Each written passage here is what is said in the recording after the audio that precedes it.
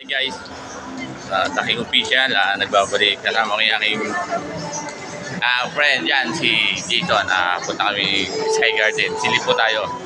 Ayan, mga Taking Official, magandang gabi po natin lahat. Nandito na po ako sa Sky Garden. Located po siya, located po siya sa Ichimoa po.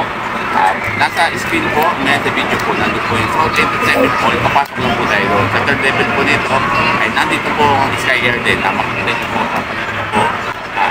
Maganda po siya. Pasyalan po. Pag pumili, kasama ng jowa mo. Kasama ng jowa mo, pwede rin po makakatabi ng kita.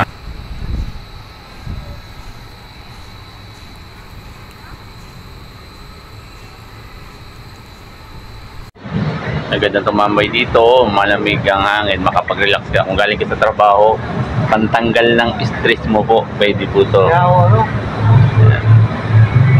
Chill lang, chill. Tsaka ang ganda dito pag weekend pala, pag mag-weekend, Monday to Friday, konti lang tao niya. Ayan o, tulad nyo, halos.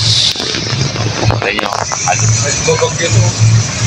Wala pong tao yan. Konti lang po namamasyal. Pag ganito palang date, gantong araw, mga kataking. Pero pag po Sabado, yan, Linggo holiday, yan, napakadami pong tao niya, mga katanging official. One time napunta kami dito ng aking partner last December po, 2023. Kung napunod po yung vlog ko po, saan yung vlog niya, napakaraming tao po nun. Talagang as in marami. Pagpasok pa lang dito, marami na. Kaya kung gusto nyo pumunta dito, pumunta na makapag-relax, pwede po ng bago po mag-weekend kayo pumunta. Maganda po siya. Malwa ba? Relax. Yung ganito, tulad na ito, hindi niya siya mainit. Kasi total nga, di ba, napakainit po ngayon ng panahon. Ito ngayon, hindi po siya mainit. Napakahangin, makakapag-relax ka po talaga. Sa totoo lang.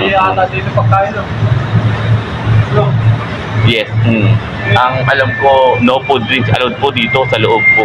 Hindi siya pwede. Pero yung tubig po, pwede po siya. Pero like fast food, galing po sa labas, sa convenience store na binili mo, kakainin mo po dito, ang alam po, not allowed po siya. Nakalagay po ng karatula po sa labas po bago kayo pumasok po dito.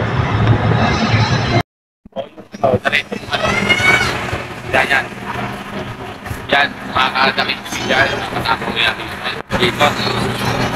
Ikutin natin yung Sky Garden para putin nyo. Open po ito nga dito Sunday. Kahit weekend po open niya kahit holiday. Wala pong bayad. Wala pong bayad po. Wala 10 AM hanggang 10 PM. Punta na kayo dito kasama po. Pwede po. Pero, yan, napakaganda po niya. Ikutin nyo yan. Makikita nyo po yan dito. Yan.